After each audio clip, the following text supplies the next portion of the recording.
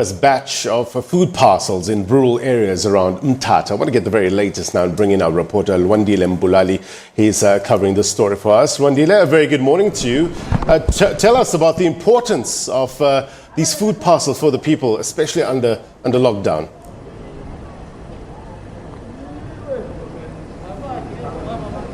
Well, a very warm welcome to you and to SABC News viewers watching at home.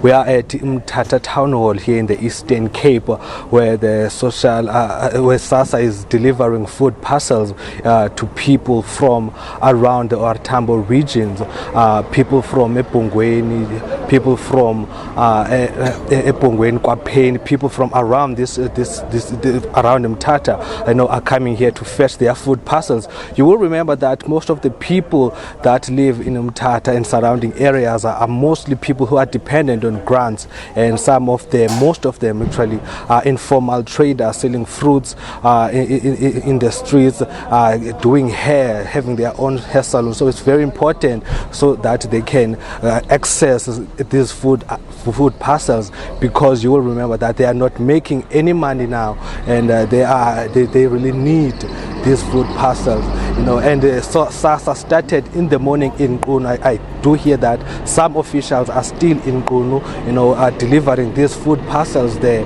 and they will be moving around the Ortambo region, delivering these food parcels to rural areas as well.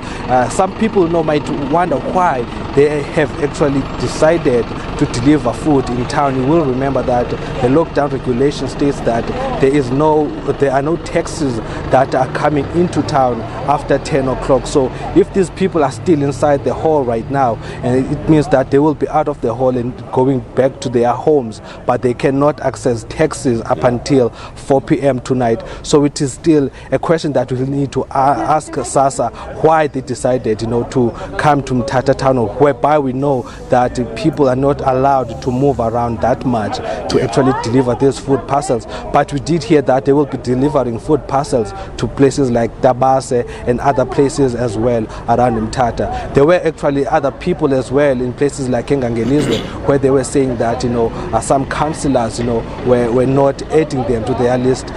Initially, the number of people that we had to be added in a ward had to be 50 people or 50 families in a ward, but we're not sure if that number now has increased. But those people last week did say that some of their councillors were not adding them into the list of beneficiaries for these food parcels. So we will also ask if maybe they will be going to Ngelizwe today to deliver to those people, and if maybe those people that have not been added to the list have actually been added or will be given these food parcels.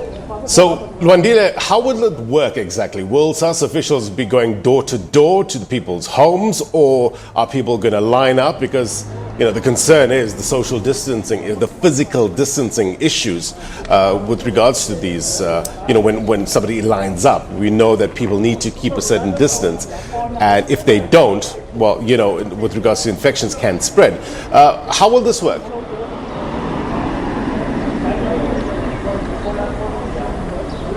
Well, you will remember that when it was revealed that some of the informal traders, some of the poor families will be given food parcels, councillors went to their respective villages and also working with some of the traditional leaders as well, where they were writing the list of people who are actually in need of these food parcels. So I can see a councillor here from the areas that I've mentioned earlier.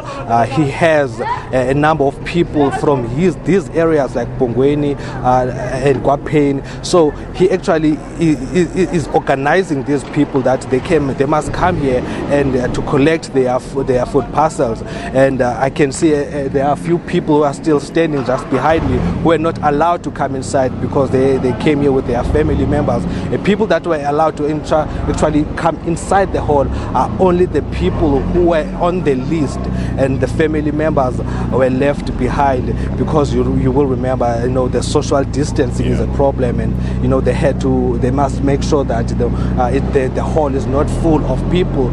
So it is a job that the council and traditional leaders must do, that to try and organize those communities, to try and organize those people. I can imagine in some rural areas, you know, they will go into a homestead of a chief or somewhere where they will all meet and give these parcels to. But here, since it's town, you know, they had to choose the town hall. So in rural areas, they do choose places like the kingdoms and they ask people to go inside those kingdoms where they will be getting their food parcels. You know, social distancing at this time is so important, and the advice that we've been giving is that if people can't, you know, physically distance themselves from another person, they need to use masks. And, you know, experts are even saying that using those homemade masks will help a great deal in this regard. I'm going to run a few slides in a short while to talk to people about, you know, the correct use of masks and how they should be using it if they do in fact use it. I want to know, you know, Lwandile, you mentioned the areas that SASSA officials will be going to, or, you know, people coming in to get their food parcels.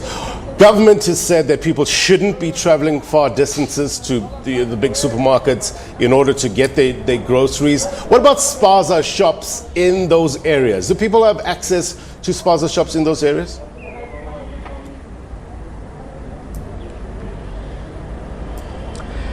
Well, yeah, they do have access to those spaza shops, you know, but you will remember the problem of spaza shops, you know. If you buy something in town in a supermarket, it's much cheaper.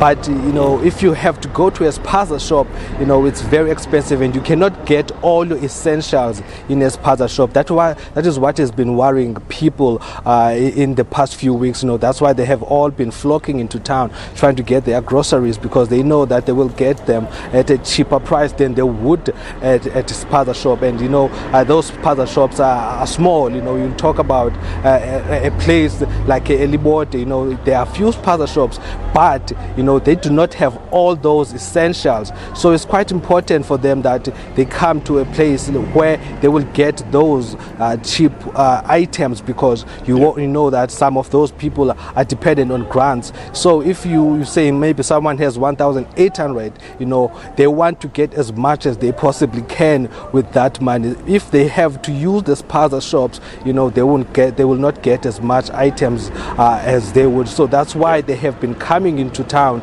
That's why they've been standing at the taxi rank from 10 a.m. up until 4 p.m. in the afternoon, waiting for those taxis. It's basically that, because they need those food items at a low price. And I'm guessing, you know, these food parcels, you know, will assist them in a great way, because now all the kids are actually at home. You will remember in some rural areas, these kids usually eat at school, you know, so the schools are closed. So it means that, you know, they dependent on the food that they have at home. There is no, you know, there's no food at school. They are not eating at school. They have to eat at home, you know. And, you know, when it's holidays, you know, the parents usually complain that, you know, groceries, you know, run out very quickly. So, you know, this, you know, is going to be a great relief for those families, and for families of families that, you know, are not getting that social grants. You know, they are dependent on actually doing jobs within villages. There are families like that, you know. So I'm guessing this, you know, is going to be a great relief for them as well. Look, we are navigating through some uncharted waters, so every bit of aid helps in this regard. And we thank you very much indeed, Lwandile, for your reporting. Thank you very much to Lwandile Mbulali there, reporting live from Mthatha in the Eastern Cape.